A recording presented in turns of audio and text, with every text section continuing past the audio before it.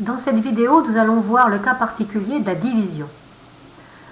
J'ai préparé un tableau avec nombre A de 10 à 16, nombre B de 2 à 8, avec un pas de 1 à chaque fois. On veut faire A divisé par B. Donc ici, j'écris une formule qui commence par égal, le nombre A, divisé, c'est la barre oblique du pavé numérique, par le nombre B. 10 divisé par 2 égale 5, on est d'accord. Je vais étirer ma formule et je vais regarder ce que j'obtiens. J'obtiens des choses différentes selon les cas. Certaines fois, le quotient de A par B est un nombre entier. On n'a d'ailleurs pas besoin du tableur pour le voir. 12 divisé par 4, 3, 16 divisé par 8, 2. Parfois, le quotient est un nombre décimal, comme ici, 13 divisé par 5 égale 2,6.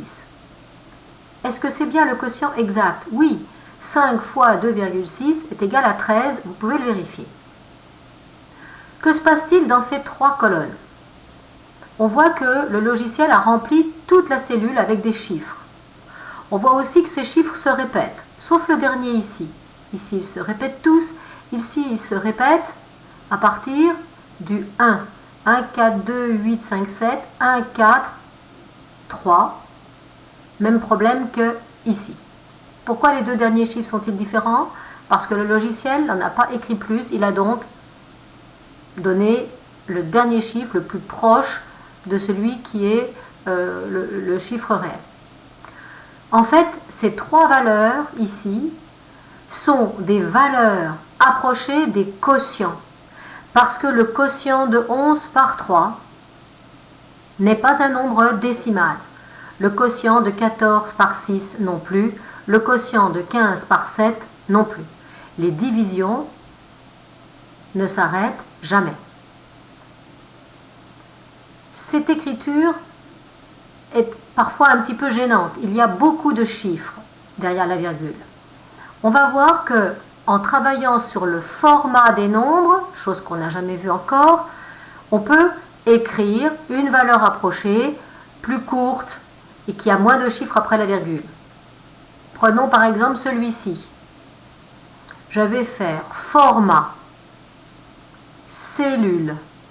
Je suis dans les nombres. J'ai une boîte de dialogue qui s'ouvre. Je vois le nombre qui est affiché ici. Je vais lui préciser que je veux un certain nombre de chiffres après la virgule. C'est ici, option décimale. Si je mets un chiffre, regardez ce qui se passe. Il va m'afficher 3,7. Deux chiffres, 3,67. Trois chiffres, 3,667.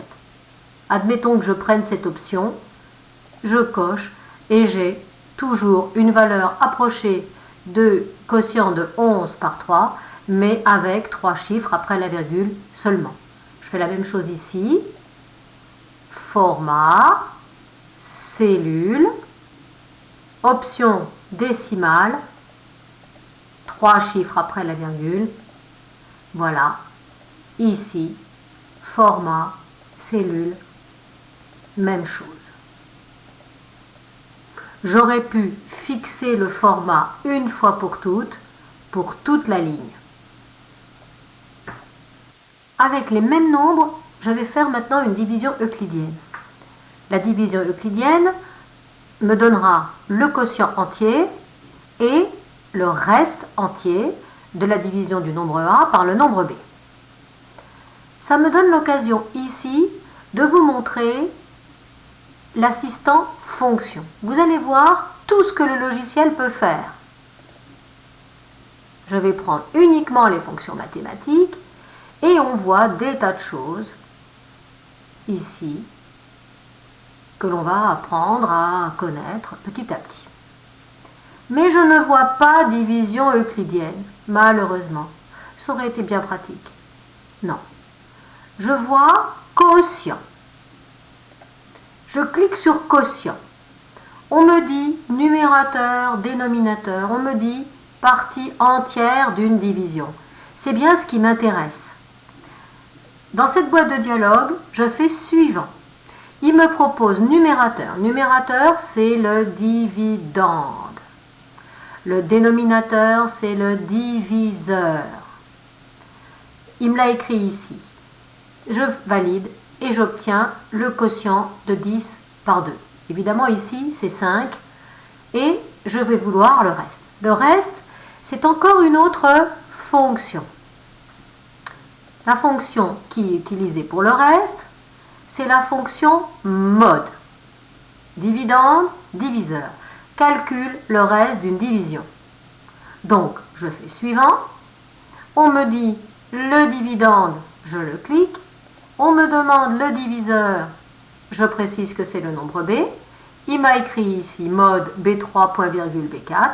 Je valide et je trouve bien que le reste vaut 0. Je vais faire la même chose, je vais étirer mes formules.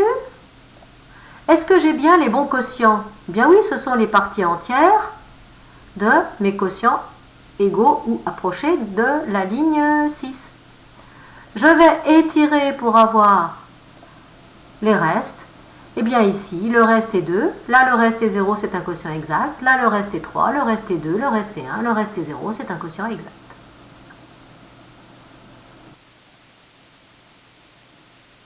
On retiendra qu'avec le tableur, on peut changer le format d'écriture des nombres en utilisant la fonction format, cellule, nombre et en changeant le nombre de décimales. On peut aussi agir de la même façon avec ces deux boutons. Ici, format numérique, supprimer une décimale ou format numérique, ajouter une décimale. Par exemple, ici le nombre 5 qui est un nombre entier, je peux lui ajouter une décimale. Il va m'écrire 5,0. Celui-ci, le nombre 3,667 auquel on a déjà enlevé un certain nombre de décimales, je peux encore en enlever une grâce à ce bouton supprimer une décimale.